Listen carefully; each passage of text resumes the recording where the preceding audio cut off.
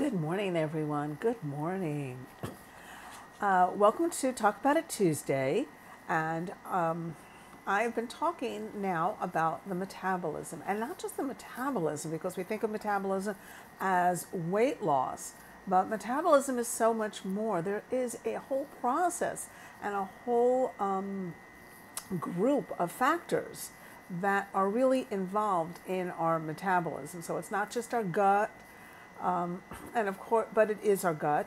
It's not, but it includes various organs like our liver and our pancreas, because they all make a difference and they all play a role, and our brain too.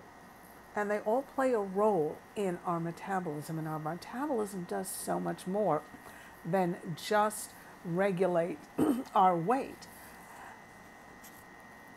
And so every Tuesday at 10 a.m., I will talk for about 8 minutes. Want to keep it short, just to share some information about your metabolism. And your metabolism is it's a complex process. Last week we talked about genetics and aging, and today we're going to talk about the role of sleep and activity and exercise and how that plays into your metabolism. So let's get right to it. Sleep. Wow, that is a big one, because sleep, it helps to regulate your glucose, your blood sugar, as well as healing. So all healing in your body happens during sleep.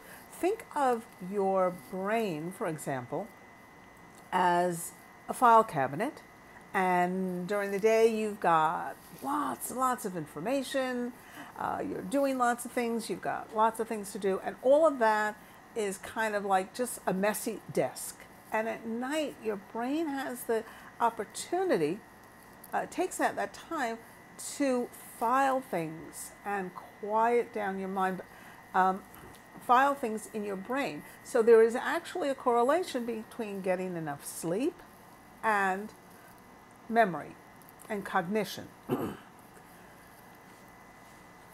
Did you know that 70 million adults have a sleep disorder?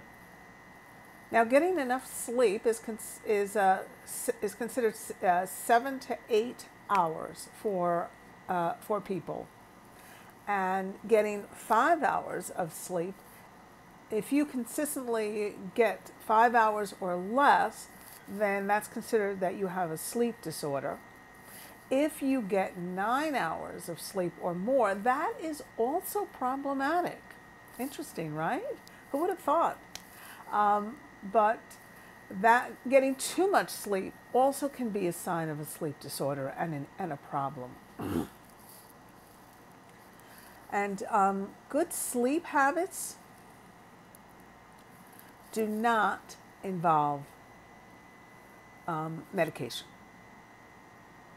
So yeah, most people, at least 50% of people who have a sleep disorder, who are not getting enough sleep, are taking a sleep aid to help them sleep.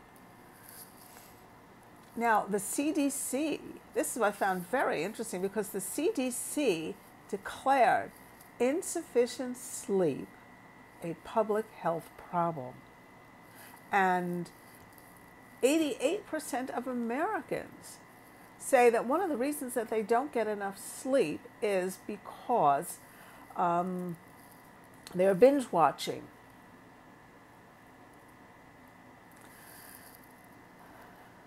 So remember, all healing happens during sleep.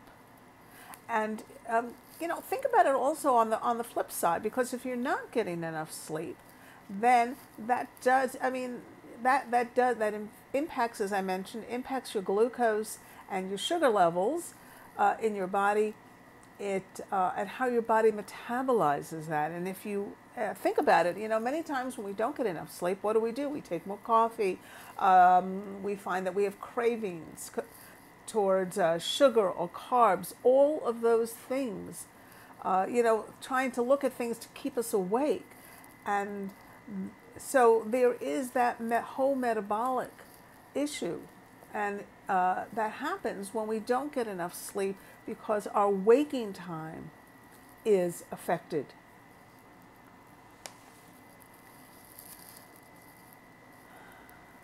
So some of the things that you can do to get better sleep is to look to get up the same time every day, avoid caffeine and nicotine. Definitely blue light does affect your ability to sleep, and the binge watching. Now, just want to touch a little bit about exercise, because exercise does impact and is one of the factors that impacts your metabolic process. So exercise is an important piece. And why? Because moving your body uses the most energy. Now remember, metabolism is how our body takes the food that we eat and turns it into energy. And when we exercise, we're using that energy from the food that we're eating. We're using that energy the most. That's when we're really using the most energy.